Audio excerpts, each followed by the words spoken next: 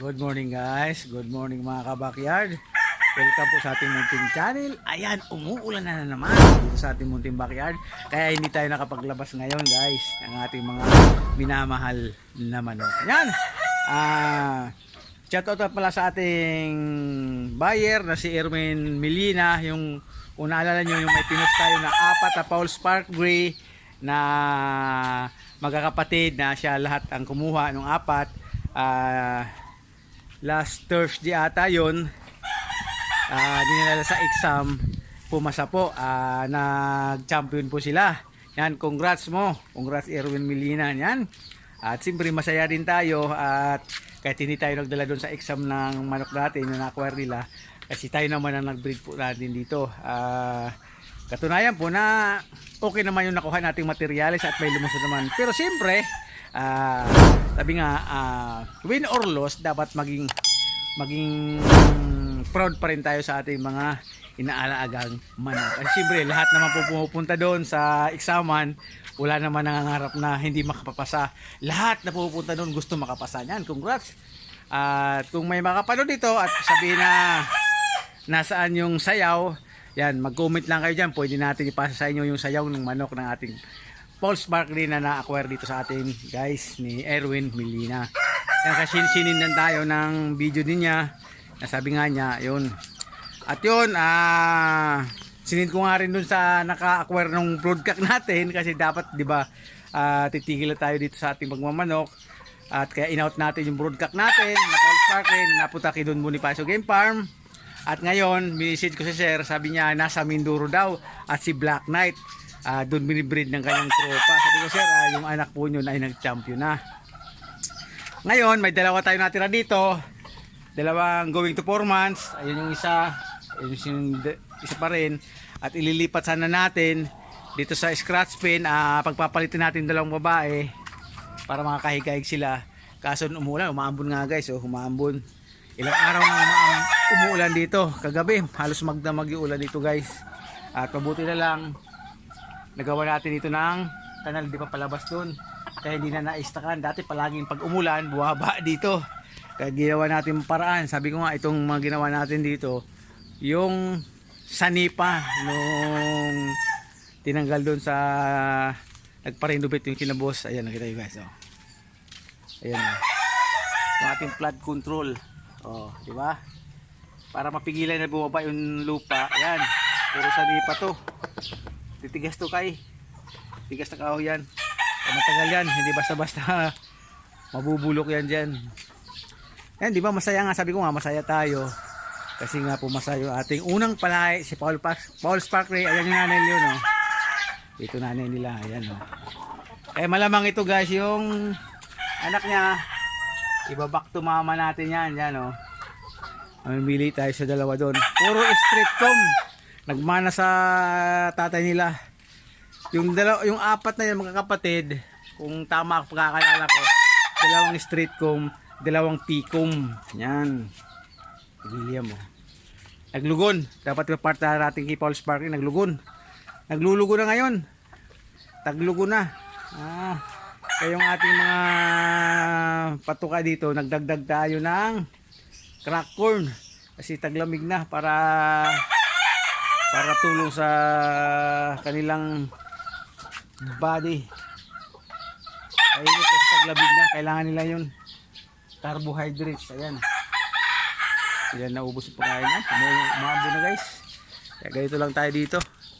Ngayon lang ito ulit tayo makaka-upload dito sa ating munting channel. At pa short lang tayo guys. Ayan, ito sana makakuha tayo sa expo ng kapartner dito sa white natin. Ito nyo yung ating kuhan. Diba? Ganito lang tayo dito pag walang pasok. Sana Sunday ngayon, papaligo tayo ng ating mga manok. Kasi magwa 1 month naman, umambon. Ayan, basang-basa. Hindi tayo naglalabas pagka basang-basa yung lupa. Tumakbo yung kwarto natin doon. Tumakbo. Umambon na guys. Yan. Yung Black Knight Eklobo, yung anak ni Black Knight, abuhin. Shout out kay Idol Randy Tagleyong. Itong kulay sa kanya blues. Tawag niya, may mga blues yan nun eh. Tayo dito anak niya ni Black Knight, Taclobo. Tinatawag kaya si Dagol Junior. Si Dagol yung Black Knight, Dagol ang tawag natin doon guys dati.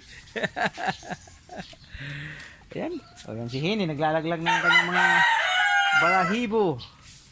Ayan, masaya lang tayo kasi siyempre yung napalayo ng palahin natin, napunta sa exam at siyempre nakalusot, diba? Ganun lang talaga eh. Kaya naalala ko yung inter shoutout kay Idol Chua ng Pilar Game Farm ng Bataan. Sabi nga niya, hindi niya dati paborito yung kulay gray. Kaso lang, palaging yun ang tumatalo sa kanya pagka-exam, mga gray. Kaya nagkaroon siya ng Paul Spark gray na lalaki. Tapos, alam ko, kung hindi ako nagkakamali, pinartner niya sa Milsim gray. Yun ang mga lumabas na Paul Sparky, kaya mga gray. Mas maganda rin daw talaga sa gray. Pero mayroon din daw nag-message sa kanya na yung naka-buyer niya na pinartner rin sa mga sweater. Maganda rin daw yung kinalabasan. Maganda rin yung score ng mga anak. Yan. Sabi kanya-kanya, di ba? Kanya-kanyang pamamaraan. Pag nasa kanila yung manok na nakuha sa'yo, nasa kanila kung saan nila ipapartner. Pero simple, nagbibigay pa rin ng advice yung mga pinagkunan. Sabi ko nga, yung mga nakakuha sa atin ditong gray, mas maganda rin sa mga gray din. Joe Good Gray. Yan. Pero ako sana, yung isa, susubukan ko sana si Gary Gilliam Roundhead sa gray. Sa gray din. Kaso lang biglang lugun si Gary Gilliam. Shout out, Idol Dual San Victores. Hindi natuloy yung ating breeding kay Gray at saka Gary Gilliam Roundhead gawa ng naglugun siya. Yan. Kakatuwa nga talaga nung nakita ko yung nakita ko yung video. Siyempre masaya tayo kahit hindi naman tayo nagpupunta sa exam kasi ito, sabi ko nga guys, hobby ko lang to. Pero kahit hobby ko lang to, kumukuha naman tayo ng material sa maayos. Pinagkagastusan natin itong kahit backyard nga lang tayo, pinagkagastusan din natin yung kaninang pinaglalagyan. Siyempre para hindi stress yung ating mga manok sa kanilang pinaglalagyan, di ba? Kaya kailangan pinapaganda rin natin. Ayun, kita nyo. Dati wala tayo nito, mga flying pin. Ginawa natin breeding pin, flying pin para mas okay, di ba? Yan, tinanggal natin dito yung mga nandito. Kasi nga ito yung pinagsimulan dati, yung kalamansi, na muntik na tayo mawala ng tingmanukan. Tinanggalan natin dyan para walang masabi yung kapatid ng may-ari ito. Ayan, lumalakas na kayo. Isiliw na tayo. Lumalakas na. Hindi na tayo makapaglabas talaga guys. Ito ang problema kung kailan wala tayong pasok, saka naman umuulan. Yung time lang talaga yun, itong Sunday na nakakapaglabas tayo ng mga alaga natin ngayon. Yan, God bless po sa ating lahat at sana po malayo tayo sa mga pamakan ngayon at sa mga darating pang maraw. I love you. Peace!